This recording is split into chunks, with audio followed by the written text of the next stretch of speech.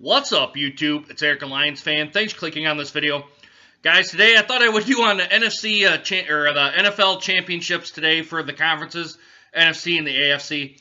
I figured I would do a Detroit Lions 2016 year review video. I know I've kind of pushed this off here a little bit because I've been sick and whatnot, but I feel kind of well enough. My congestion's gone away well enough to where I think I can do this here real quick. So let's not pussyfoot around some stuff. Let's get right into it here, guys.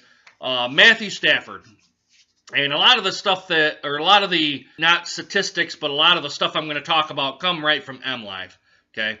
And as I was reviewing Matt Stafford's, the write-up they have about him, a couple of things kind of stood out with him. He didn't have any Calvin Johnson this year. Really kind of no real consistent running game either.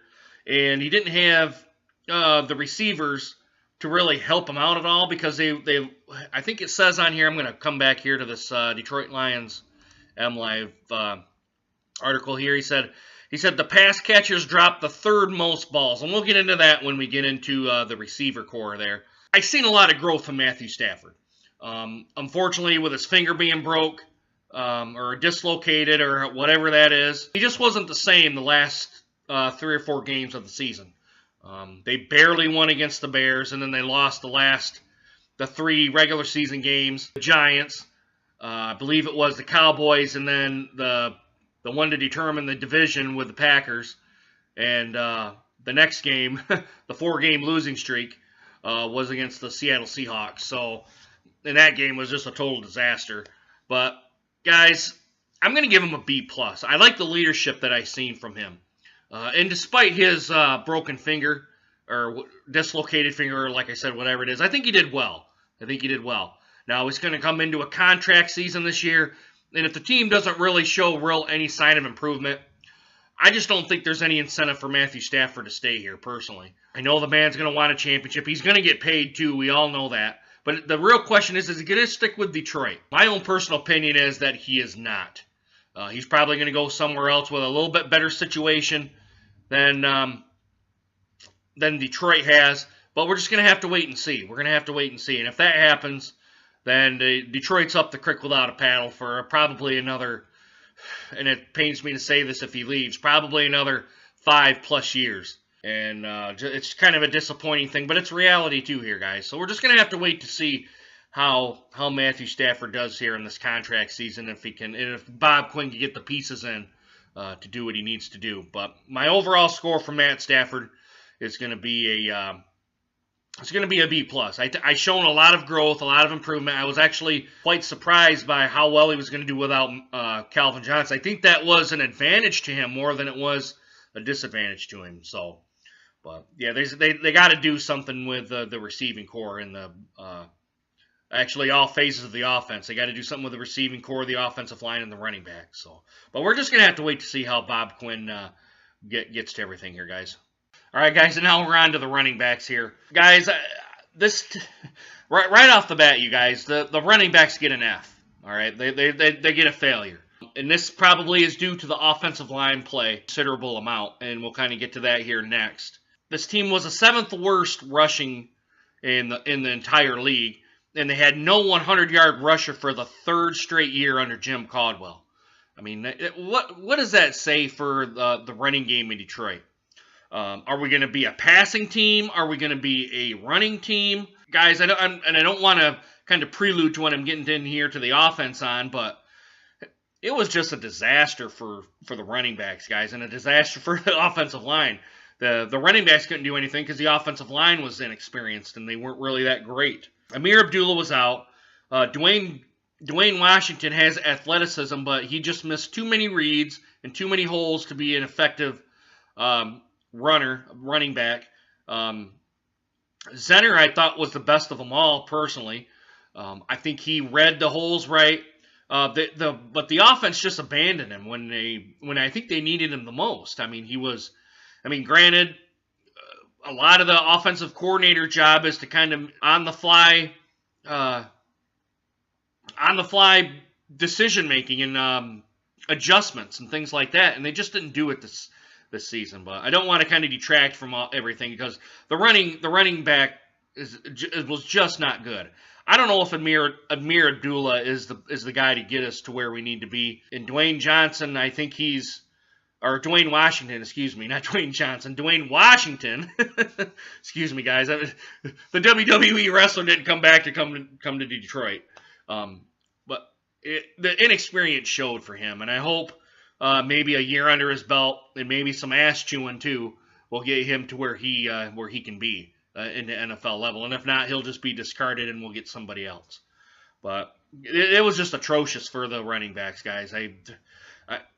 I really don't know, as a Detroit Lions couch coach, that's kind of 1 a.m. when I do these things, and anybody who blogs about them, I just don't really know kind of what we're getting ourselves into here. Do we abandon everybody? Do we try to get a new core of people in here? I think a lot of it has to do with the offensive line, unfortunately, and that's why they get an F for me. But they do. The best one was Theo Riddick, and he was a better pass catcher than he was a running back. So a lot of it has to do with the offensive line on this one, guys. If the offensive line did a better job, I believe we would be a much, much better running team. So it is what it is, guys. I mean, it is what it is. All right, guys, we're on to the running backs, or excuse me, not the running backs, the receiving core and the tight end group. Guys, for this one, I'm going to give a C- on.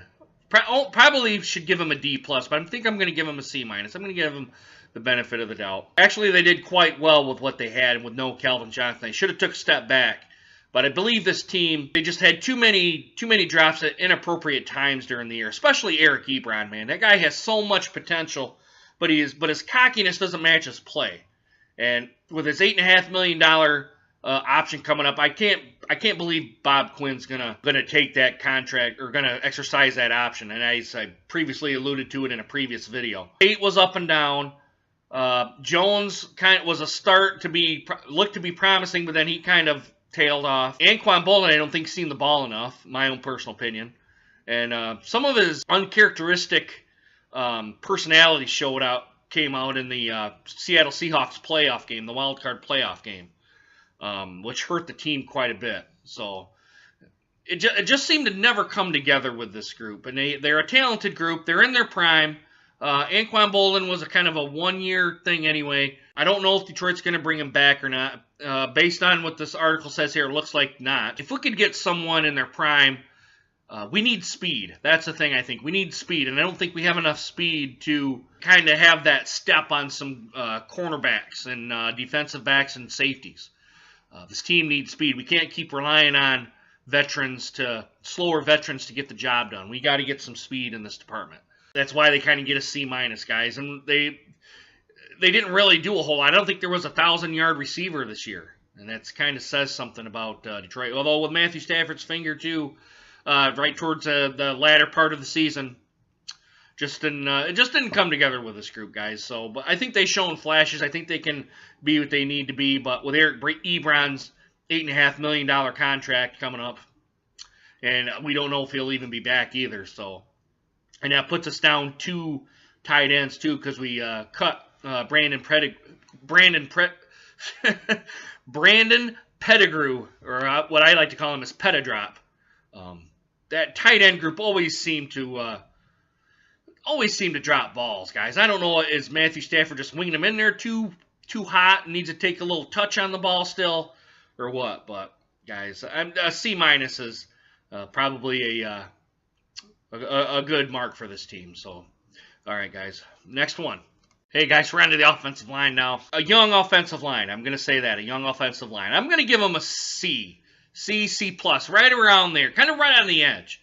I believe it was an average team, although the running game was poor for the offensive line. I think that's the biggest improvement they need to make is offensive line blocking and whatnot, or offensive line blocking, running back, or blocking for the running backs. There we go. Let's put it that way. But I think this team was average, guys. They're a young group. Lincoln Tomlinson is probably gone. He just seemed to be a revolving door at that tackle position. I don't think Detroit's probably going to bring him back. I think they'll cut him if he's got any years left on his contract. They'll probably just pay it off and be done with it. The article also seems to suggest Warford will probably be gone, and maybe Reeve too if he gets the right money for left tackle money. I think all of them were serviceable, guys. Serviceable is probably the right term to use for this team. They need to get better for blocking in the running game, though.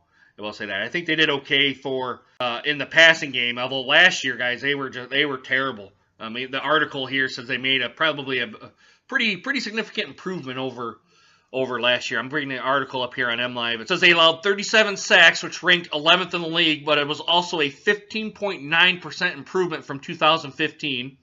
And they allowed 79 quarterback hits, which ranked 13th, and it was a 23.3% improvement. It says they weren't great, but they were better. And I would agree with that, too. I would agree with that. There was a where'd my mouse go here? There it is. They were a good team, guys. A very, and I know good's being a stretch here, but good in terms of improvement. They were a good unit, guys. They still need to improve, though, and I do agree with their assessment here. About C+, right around there. It looks to be a good core group, guys. But Tomlinson and Reiff are probably Tomlinson. I think is going to get cut. Warford might be gone, and Reiff might be gone unless the contracts come up and it's good enough for them to stay. I would like to see him stay because you get that nice, good nucleus here. Glasgow, Swanson, and Dahl are probably our future here on the offensive line. So yeah, I think a C+ is probably a good assessment for this team. So on to the next one, guys. On to the linebackers. Probably one of the most disappointing groups of the season for Detroit, guys. Levy had a meniscus injury, and then when he came back, he just wasn't the same player he was. He only had 70% of the snaps, according to this MLive article by the two people that do this stuff, guys. Brines was, I guess, according to this article here, if I can find it here. Yeah, right here it is. Says the Lions filled a spot with street free agent Joshua Brines, whom they had cut earlier, which they did, and who wound up serving as one of the general manager Bob Quinn's better value signings. Brines wasn't flashy in any one area, but he brought serviceability to them all and allowed the Lions to hold up for the weeks they spent waiting for Levy to return. I don't know about that, guys. I don't think Brines was serviceable. I think Brines was probably below average. I think if they get some people in here that can do better than Brines is going to be gone again. Tamir Whitehead, I don't think did all that great. They name a couple of other ones here, which I'm trying to find here. But DeAndre Levy's injuries, guys, I got to say DeAndre Levy's injury prone. And being that they extended him for 2 years at $33 million, I don't know if that was the best thing to do. That might be one of Bob Quinn's kind of failure in signing, I guess is how you would put it. I can't think of the right phrase to use, but more or less that's what it boils down to. Tamir Whitehead, he had the most, I believe. I think he had 200 snaps throughout the season. But with DeAndre Levy only having 70% of the snaps throughout the last 3 or 4 games is disappointing. And that the running backs just had a field day with these guys. They really couldn't cover anybody. Tight ends had a field day too for Detroit. They couldn't cover anybody. They seemed to not be able to fill any holes for the opposing running backs to come through. But it is what it is, guys. I'm going to give this team a D-. Probably should be an F, but I think a D- is probably the best thing. I think the only they can do is to be an improvement on this team. It's probably one of the things that Bob Quinn's got to focus on, really. So, all right, guys, we're going to go on to the cornerbacks next. All right, guys, on to the defensive backs and safeties. These two guys here, who are these guys again? I can't never remember the names. Oh, Kyle Mencken, Nate Atkins. They gave him a B+. I don't understand how they can come to a B+ conclusion on this, guys. This team was atrocious, guys, and they claim it's misleading, but they played well in the middle of the season. I'm going to say that. They did play well in the middle of the season, but they still led the league with a 72.7% completion percentage they allowed. That was the worst in modern NFL history. And a lot of that, they say, for the inability to cover running backs, the linebackers were easy targets for inflation completed percentage, and along with the tight ends as well. I put that on there because it's the truth. They say they play a cover 4 style defense, which I did not know that. I don't get into all the the schemes and all that. So I'm just going off by what they say here. They play a cover 4 base. They claims that they bait teams into throwing underneath passes so they can get off the field, which it did happen during the middle of the season, and that they missed the fewest tackles in the league, that they finished 10th in every NFL in third and long situations, which I find that kind of hard to believe based on what we've seen in the last part of the season. They claim that Betamosi was serviceable. I don't think he was. I think he got burned too many times along with Lawson.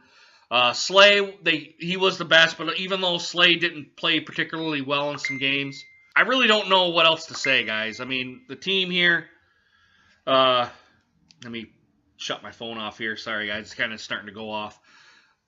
I don't think that this team, that the starters are fine with Quandre Diggs falling off here too. I think that it's serviceable, guys. Probably serviceable at best. What I'm going to give this core group of guys, the defensive backs in the secondary, I think the secondary was better than the defensive backs. Glover Quinn was the only guy to record every snap of the season, and going into the playoff game as well, or to go throughout the whole season without getting injured, more or less. Guys, I'm going to give them a D. They need improvement, guys. They need depth. That's the big thing. They need depth. And if we can kind of get over some of our humps with this team, I think we can do it. But the coaching, guys, at the very, very last part, the coaching has got to get better on both sides. Jim Caldwell, Jim Bob Cooter, and Terrell Lawson, they all have to get better. And their assistants as well. They all have to step up their game, guys, or else Martha's going to say, you know what, guys, we made it to the playoffs, yeah, but we lost. And if next season comes to the point where we're 500 or worse, I don't know if Caldwell's going to be back, guys, because I don't know if Martha has the patience like William Clay Ford did. So WCF did. But we're just going to have to see how this all comes out, guys. I think kind of the coaching, kind of getting along here with the coaching here real quick, I think the coaching was a failing part of the team. I don't think Jim Caldwell stands up, puts his team in the best situations. I don't think he stands up for him either when a bad call comes out. I think he's kind of ho-hum about it. I think he's too conservative on when he wants to throw the challenge flag. I don't think he's very good at time management. I don't think he uses his timeouts when he needs to use his timeouts. There's a lot of things going on with Jim Caldwell that I don't particularly like. But we're stuck with him for another year, guys, and we're probably going to be more of the same as well. I think some of his decisions have cost us in the games that we could have won, especially with the first Bears game. I thought that game should have been a win for the Lions. I don't care what the score was. I can't even remember what the score was. It doesn't really matter. But you can't lose to a division foe that comes into last place. I mean, when you're competing for the division. The coaching, to me, guys, it gets an F. Coaching gets an F. Inability to do in-game adjustments. Total inability to do so. Especially on the offense and defense. Well, special teams is probably really the only bright spot, but even then, your special teams unit can only do so much. It can't really gravitate you to get out of the F category, at least to me, because those two, offense and defense, are right there, guys. Are the two main parts. So, excuse me, it's kind of gloomy out today, guys. I'm getting ready to watch Green Bay and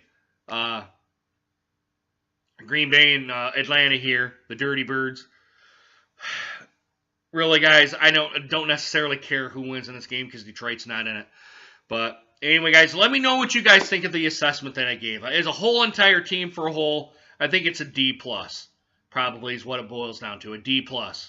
D+ is probably what I'm going to give the entire team. They have to do improvement. Even though we made it to the playoffs, still a D+ is probably where I give this team. They could have done so much better, guys. We have a lot of improvement to do, guys. I'm just going to say that we have a lot of improvement to do. Anyway, guys, go ahead and put it down in the comments. Also, do a like, subscribe as well. Let me know what you guys think. And as always, I hope you guys enjoyed this video. And I hope to see you guys again soon, guys. Here's to next season. Deuces.